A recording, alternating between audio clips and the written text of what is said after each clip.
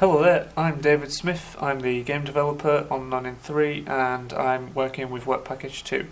This is the January 2017 update and I'd like to show you where I'm at with two of the levels of the game. So first of all, let's show you a more complete level 2. If you don't remember from previous video, level 2 is the hospital level. It's where Diana, our victim in case 1, has experienced some violence and has now found herself in hospital with her family around her, including the one who actually, did that act of violence. So some of the ways that plays out between family members and the perpetrator are quite interesting to watch and experience. In this case, she actually plays a nurse, so I'm going to show you this now. I'm just going to show. It's quite a lengthy level, is this one, so I'll only show about a minute of this and then I'll move on to the next one. So we have like an opening sequence, like a title card as well, and what that does is that tells you exactly where you are, what time it is, sort of sets the scene a bit. So here we've got Kristen, who's the actual main nurse character, and the head nurse is obviously the one barking orders and telling you what to do. So you have the choice as to how you want to respond as the nurse. Do you want to be polite about it, or do you want to try and express your views in a different way?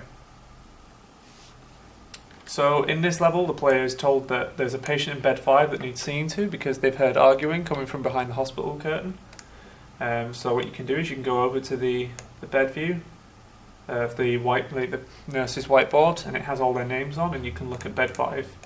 So here we've got bed 5, Diana Bradshaw.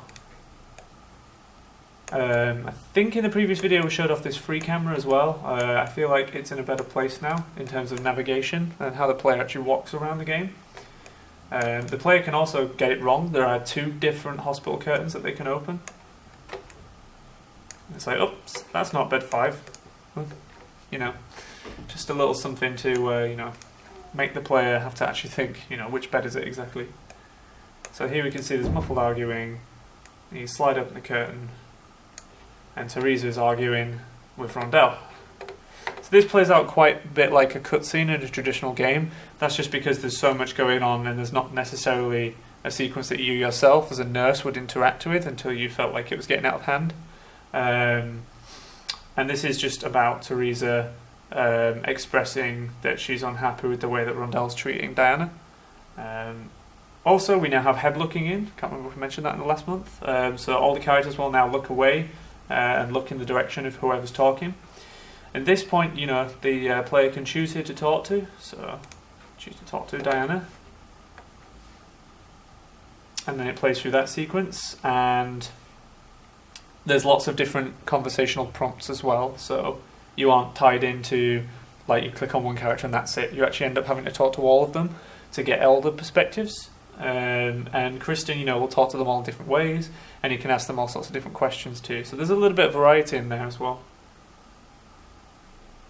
So here there should be another dialogue prompt coming up, and you can ask one of 3 possible question prompts. Now, one of these is the important one, which is ultimately, were you hit by someone? Because she needs to know that in terms of, do they need to escalate this and get perhaps other services involved instead of just nurses and doctors. And it plays out all the way through this entire scene, and eventually the family leaves and you get a chance to talk to Diana one-on-one. The whole sequence works. We're still working a little bit on the outdoor visuals, because one of the things we realised is we'd designed this game, these 5 levels of Case 1, on these beautiful islands of Barbados and Grenada, or at least based on some combination thereof. And unfortunately, we set most of it indoors, so the first level is all inside Rondell's house, so you don't really get to experience, how beautiful those islands are. Level 2 is all in a hospital ward, so what we've started to do is we've added big sweeping windows, and you're going to be able to look out at those, and you'll see hopefully some beautiful trees and some foliage and some scenery, and that should be a lot nicer. And so on and so forth. So basically this entire level now fully plays out. You can explore around the nurse's station. If you click on your lunch, the nurse goes, oh man, I wish I'd had lunch already, but busy day unfortunately for the nurse. So yeah, so that's level 2.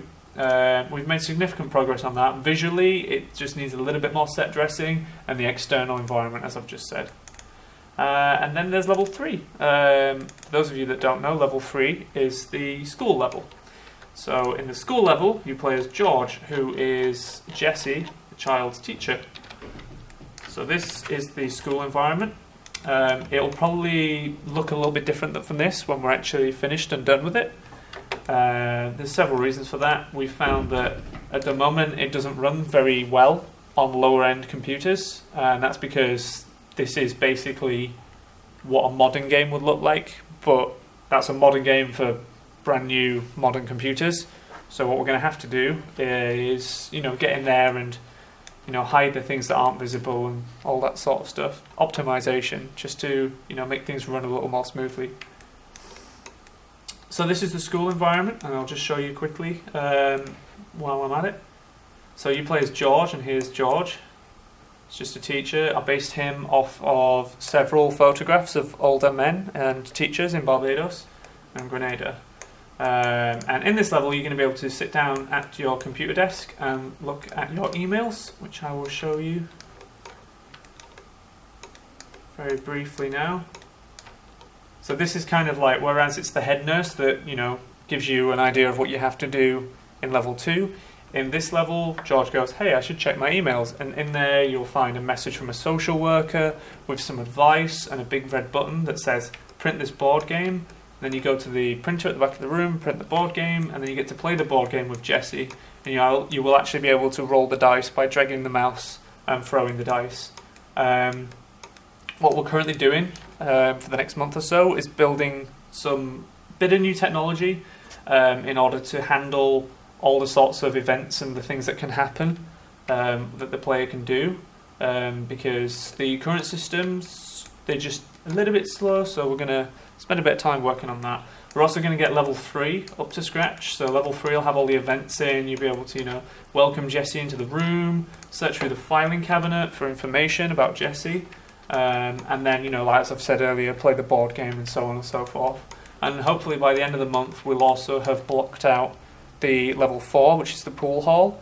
I've also recently been informed that the voice recording, so all the voice acting, has started and should be finished in a matter of a week or 2, which is great news because it means that we can go back to levels 1 and 2 and 3 and get those voice lines in there, make sure the timings are a little more accurate to what the people would say, because at the moment I've guessed how long the voice lines are, so it's going to be great to get back into those levels and make them feel even better.